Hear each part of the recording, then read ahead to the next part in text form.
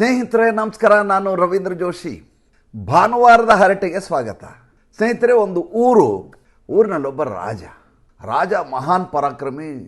ಸುಮಾರು 60 ಸಂಸ್ಥಾನಗಳನ್ನು ವಶಪಡಿಸಿಕೊಂಡಂಥ, ರಾಜ್ಯವನ್ನು ವಿಸ್ತರಿಸಿದಂಥ ಅತ್ಯಂತ ಶೂರನಾದಂಥ ರಾಜ. ಆ ರಾಜನಿಗೆ ವಯಸ್ಸಾಗಿದೆ ಅನ್ನುವಂಥ ಭಾವ ಬಂದ್ಬಿಡುತ್ತೆ.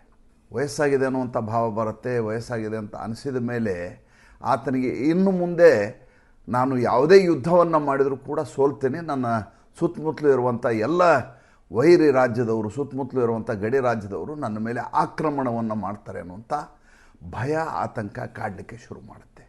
ಆತನಿಗೆ ಏನು ಮಾಡಬೇಕು ಅರ್ಥ ಆಗೋದಿಲ್ಲ. ಅಲ್ಲೊಬ್ಬ ಸಂತ ಇರ್ತಾರೆ, ಒಬ್ಬ ಸಾಧು.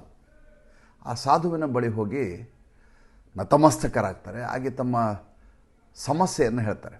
ಸಾಧು ಕೇಳ್ತಾರೆ, ಯಾಕೆ ಇಷ್ಟು ಚಿಂತಾಕ್ರಾಂತನಾಗಿದೆ? ಇಷ್ಟೊಂದು ರಾಜ್ಯವನ್ನು ಗೆದ್ದಂಥ ವ್ಯಕ್ತಿ ನೀನು ಇದ್ದಕ್ಕಿದ್ದಾಗಿ ಈ ರೀತಿ ಆಲೋಚನೆ ಯಾಕೆ ಮಾಡಿದೆ? ಇಲ್ಲ, ನನಗೂ ವಯಸ್ಸಾಗಿದೆ, ಆದ್ದರಿಂದ ನಾನು ದುರ್ಬಲನಾಗಿದ್ದೇನೆ. ಇನ್ನು ಮುಂದೆ ಯಾವುದೇ ಯುದ್ಧ ಮಾಡಿದರೂ ಕೂಡ ನಾನು ಯುದ್ಧವನ್ನು ಗೆಲ್ಲಲಿಕ್ಕಾಗೋದಿಲ್ಲ. ಅಷ್ಟೇ ಅಲ್ಲ, ನನ್ನ ರಾಜ್ಯವನ್ನು ನಾನು ಉಳಿಸ್ಕೊಳ್ಳೋದು ಕಷ್ಟ. ಸಾಧು ನಗ್ತಾರೆ. ನಕ್ಕು ಒಂದು ಚೀಟಿಯನ್ನು ಬರೀತಾರೆ. ಬರೆದು ಅದನ್ನು ಒಂದು ತಾಯತ್ತದ ರೀತಿ ಮಾಡಿ ಆತನ ಕೊರಳಲ್ಲಿ ಕಟ್ಟಿ, ನೀನು ಕೊರಳಲ್ಲಿ ಹಾಕೋ, ನೀನು ಕೊನೆಯ ಕ್ಷಣದಲ್ಲಿ ಇನ್ನಾಗೋದೇ ಇಲ್ಲ ನನ್ನ ಜೀವನದಲ್ಲಿ, ಏನು ಮುಗಿತಂದು ಇವತ್ತಿಗೆ ಅಂತ ಯಾವಾಗ ಅನಿಸುತ್ತೋ ಆವಾಗ ಮಾತ್ರ ಇದನ್ನು ತೆಗೆದು ನೋಡಬೇಕು, ಅಲ್ಲಿವರೆಗೂ ಇದು ನಿನಗೆ ಶ್ರೀರಕ್ಷೆ ಇಟ್ಟು ಅಂತ. ರಾಜ ವಾಪಸ್ ಬರ್ತಾನೆ. ಆತನಲ್ಲಿದ್ದಂಥ ಆ ಚಿಂತೆ ಕಡಿಮೆ ಆಗೋದೇ ಇಲ್ಲ. ಆತ ನಾನು ದುರ್ಬಲ, ವಯಸ್ಸಾಗಿದೆ ಅಂದ್ಕೊಂಡೇ ಇರ್ತಾನೆ. ಇದ್ದಕ್ಕಿದ್ದ ಹಾಗೆ ಹೊರ ರಾಜ್ಯದವರು ಬಂದು ಈತನ ಮೇಲೆ ದಾಳಿಯನ್ನು ಮಾಡ್ತಾರೆ. ದಾಳಿ ಮಾಡಿದ ತಕ್ಷಣ ಈತ ಕುದುರೆಯನ್ನು ಏರಿ ಓಡಿ ರಾಜ್ಯವನ್ನು ಬಿಟ್ಟು, ಸಂಸ್ಥಾನವನ್ನು ಬಿಟ್ಟು ತೆರಳ್ತಾನೆ. ಹೋಗ್ತಾನೆ. ಅವನಿಗೆ ಎಲ್ಲಿ ಹೋಗಬೇಕು ಅರ್ಥ ಆಗೋದಿಲ್ಲ. ಹಿಂದುಗಡೆ ಅಟ್ಟಿಸ್ಕೊಂಡ್ಬರ್ತಾ ಇದ್ದಾರೆ ಅನ್ನುವಂಥ ಭಯ ಬೇರೆ ಆತನನ್ನು ಕಾಡ್ತಾ ಇರುತ್ತೆ. ಸೈನಿಕರು ನನ್ನನ್ನು ಭರ್ಚಿಯಿಂದ ಈಟಿಯಿಂದ ಇರಿದು ಸಾಯಿಸ್ತಾರೆ ಅನ್ನೋಂಥ ಭಯ. ಹೋಗಿ ಕೊನೆಗೆ ಒಂದು ಗುಹೆಯಲ್ಲಿ ಹೋಗಿ ಅಡಿಕೋತಾನೆ. ತೀರಾ ಹಸಿವಾಗತ್ತೆ, ರಾತ್ರಿ ಆಗಿರುತ್ತೆ, ಬಳಲು ಬಿಟ್ಟಿರ್ತಾನೆ. ಮುಗೀತು, ನಂದು ಇನ್ನೂ ಬದುಕಲ್ಲ ನಾನು. ಯಾಕೆಂದರೆ ಬೆಳಗ್ಗಿಂದ ನಾನು ಕುದುರೆ ಓಡಿಸ್ಕೊಂಡ್ಬಂದಿದ್ದೀನಿ, ಎಲ್ಲಿ ಒಂದು ದಾಹ ಆದರೆ ನೀರು ಕುಡಿದಿಲ್ಲ, ಆಮೇಲೆ ಹಸಿವಾದಾಗ ತಿನ್ನಲಿಕ್ಕಾಗಿಲ್ಲ. ಹಿಂದುಗಡೆ ಸೈನಿಕರು ಬರ್ತಾ ಇದ್ದಾರೆ, ನನ್ನ ಉಳಿಸಲ್ಲ ಇವರು, ನಾನು ಮುಗೀತು ನನ್ನ ಕತೆ. ಆವಾಗ ಇದ್ದಕ್ಕಿದ್ದಾಗೆ ಆ ಸಾಧು ನೆನಪಾಗಿಬಿಡ್ತಾರೆ. ಹೌದಲ್ವ, ನನ್ನ ಕತ್ತಲ್ಲಿ ಒಂದು ತಾಯತ್ತ ಇದೆ, ತಾಯತ್ತದೊಳಗೆ ಅವ್ರು ಏನೋ ಬರೆದು ಕೊಟ್ಟಿದ್ದಾರೆ. ಏನು ಬರೆದು ಕೊಟ್ಟಿದ್ದಾರೆ?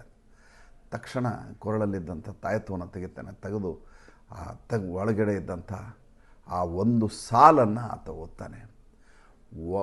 ಓದಿದ ತಕ್ಷಣ ಎದ್ದು ನಿಲ್ತಾನೆ. ಎದ್ದು ನಿಂತವನೇ ಅಲ್ಲೊಂದು ದೊಡ್ಡದಾದಂಥ ಕಲ್ಲಿರುತ್ತೆ. ಆ ಕಲ್ಲನ್ನು ಬೀಸ್ತಾನೆ. ಆ ಕಲ್ಲನ್ನು ಬೀಸಿದ ರಭಸ ಹೇಗಿರುತ್ತೆ ಅಂತಂದರೆ, ಆ ಕಲ್ಲು ಗಡಿಯನ್ನು ದಾಟ್ಕೊಂಡು ಹೋಗಿ ಆತನ ಸಂಸ್ಥಾನದ ಒಳಗಡೆ ಬೀಳುತ್ತೆ. ಆ ರೀತಿಯಾದಂಥ ಶಕ್ತಿ ಅದರಲ್ಲಿರುತ್ತೆ.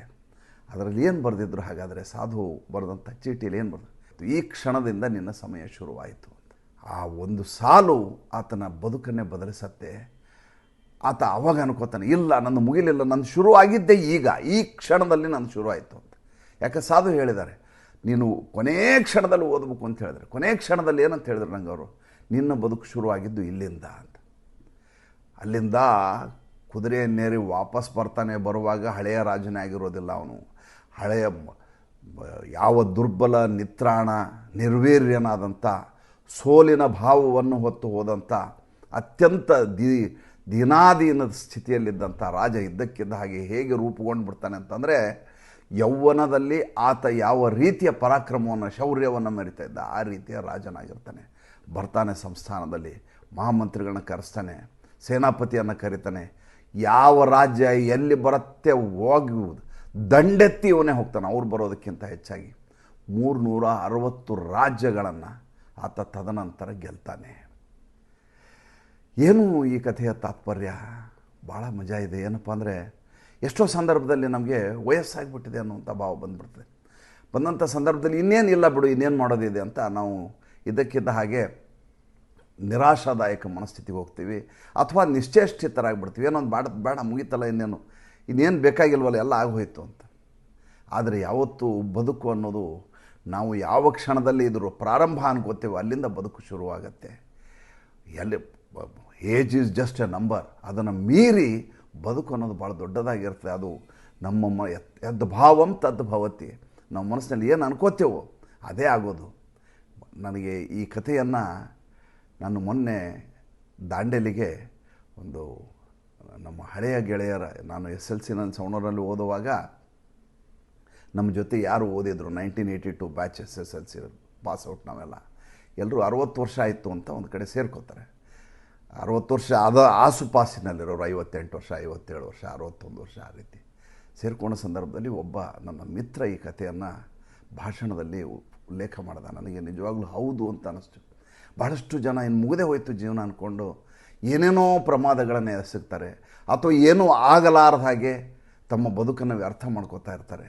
ಆದರೆ ಈಗ ನನ್ನ ಕ್ಷಣ ಶುರುವಾಯಿತು ಅಂತ ಅಂದ್ಕೊಂಡ್ಬಿಟ್ರೆ ಬದುಕಿನ ಸೊಬಗು ಹೇಗಿರುತ್ತೆ ಸುಮ್ಮನೆ ಆಲೋಚನೆ ಮಾಡಿ. ನನಗೆ ಇದು ಯಾಕೆ ಇಲ್ಲಿ ಪ್ರಸ್ತಾಪ ಮಾಡಬೇಕು ಅನ್ನಿಸ್ತದೆ. ಇವತ್ತು ಭಾರತ ದೇಶದ ಸ್ಥಿತಿಗತಿಯಲ್ಲಿ 75ರ ಪ್ರಾಯದ ನರೇಂದ್ರ ಮೋದಿಯವರು ಒಬ್ಬ ಯುವಕನನ್ನು ನಾಚಿಸುವ ಹಾಗೆ ಕೆಲಸ ಮಾಡ್ತಾರೆ. ಯುವಕರು ಕೂಡ ಅಷ್ಟು ಕೆಲಸ ಮಾಡಲಿಕ್ಕೆ ಸಾಧ್ಯ ಇಲ್ಲ. ದಣಿದು ಹೋಗ್ತಾರೆ, ಬಳಲಿ ಹೋಗ್ತಾರೆ, ಕಂಗೆಟ್ಟು ಹೋಗ್ತಾರೆ, ಅಥವಾ ಸಾಕು ಅನಿಸತ್ತೆ. ಆದರೆ ನರೇಂದ್ರ ಮೋದಿಯವರು ಪ್ರತಿ ಕ್ಷಣ ಮಾಡುವ ಕೆಲಸ ಬಹುಶಃ ಒಬ್ಬ ಸಂತ ಅವರ ಕಿವಿಯಲ್ಲಿ ಉಸುರಿ ಹೋಗಿರಬೇಕು, ನಿನ್ನ ಸಮಯ ಈಗ ಶುರುವಾಗಿದೆ ಅಂತ. ಭಾರತ ಇವತ್ತು ವಿಶ್ವಗುರು ಆಗಲಿಕ್ಕೆ ಆ ರೀತಿಯದಾದಂಥ ಒಂದು ಸಾಲು ಪ್ರತಿಧ್ವನಿಸಿದ್ದರಿಂದ ಇವತ್ತು ನರೇಂದ್ರ ಮೋದಿ ಆ ರೀತಿ ಕೆಲಸ ಮಾಡ್ತಾ ಇರಬಹುದು ಅಂತ ನನಗನ್ನಿಸುತ್ತೆ. ಒಬ್ಬ ದೇಶದ ಪ್ರಧಾನಿಯ ಮನಸ್ಥಿತಿ ಹೇಗಿರಬೇಕು ಅಂದರೆ ನರೇಂದ್ರ ಮೋದಿಯವರ ಥರ ಇರಬೇಕು. ಹಾಗಿದ್ದಾಗ ಮಾತ್ರ ಎಂಥ ಬಿಕ್ಕಟ್ಟು ಕೂಡ ಶಮನಗೊಳ್ಳುತ್ತೆ, ಎಂಥ ದೇಶವೂ ಕೂಡ ಇನ್ನಿಲ್ಲದ ಹಾಗೆ ಪ್ರಜ್ವಲಮಾನವಾಗಿ ಬೆಳಗತ್ತೆ. ನೋಡಿ, ನರೇಂದ್ರ ಮೋದಿಯವರು ಮಾತಾಡೋದು 2029ರ ಚುನಾವಣೆಯ ಬಗ್ಗೆ ಮಾತಾಡೋದಿಲ್ಲ, 2034ರ ಚುನಾವಣೆಯ ಬಗ್ಗೆ ಮಾತಾಡೋದಿಲ್ಲ, ನಾಳೆಯ ಬಗ್ಗೆ ಮಾತಾಡೋದಿಲ್ಲ. ಅವರು ಮಾತಾಡೋದು 2047ರ ಬಗ್ಗೆ ಮಾತಾಡ್ತಾರೆ. 2047ಕ್ಕೆ ನಾನು ಇರ್ತೀನಿ ಪ್ರಧಾನಿ ಹುದ್ದೆಯಲ್ಲಿ. ನರೇಂದ್ರ ಮೋದಿ ಅವರು ಅಂತಾರೆ ನಾನು ಇರ್ತೀನಿ ಅಂತ ಅಂದ್ಕೊಂಡೇ ಕೆಲಸ ಮಾಡ್ತಿರ್ತಾರೆ ಅವರು. ನಾನು ಇರ್ತೀನೋ ಇರೋದಿಲ್ವೋ, ಆದರೆ ಈ ದೇಶ ಇರುತ್ತೆ ಅನ್ನುವಂಥ ನಂಬಿಕೆಯಲ್ಲಿ ಅವರು ಕೆಲಸ ಮಾಡ್ತಿರ್ತಾರೆ. ನಮ್ಮ ದೂರದೃಷ್ಟಿ ಹೇಗಿರಬೇಕು ಅಂದರೆ, ಒಂದು ಮಾತು ಭಾಳ ಚೆನ್ನಾಗಿದೆ ಹಿಂದಿನಲ್ಲಿ, ಏನಂದರೆ ಮುಗಿಲು ಕೂಡ ಚಿಕ್ಕದಾಗಬೇಕು, ಆ ಎತ್ತರಕ್ಕೆ ನಾವು ಏರಬೇಕು ಅಂತ. ಅಂಥ ದಿನಗಳು ನಮಗೂ ನಿಮಗೂ ಬರಲಿ ಅಂತ ಆಶಿಸ್ತಾ ಭಾನುವಾರ ಉಲ್ಲಾಸಮಯವಾಗಿರಲಿ. ಮತ್ತು ಮುಂದಿನ ಸಂಚಿಕೆಯಲ್ಲಿ ಹೊಸ ವಿಷಯದೊಂದಿಗೆ ಬರ್ತೇನೆ. ನಮಸ್ಕಾರ.